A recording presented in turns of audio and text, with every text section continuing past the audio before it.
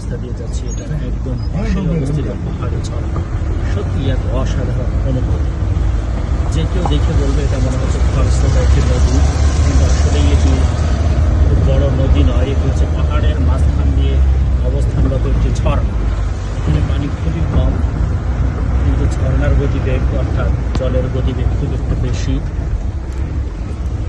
খুব সুন্দর একটি দৃশ্য আপনারা উপভোগ করবেন। যদিও এই রাস্তাটা একটু রিস্কি, তারপরেও সাইড সিনগুলো সত্যি অসাধারণ,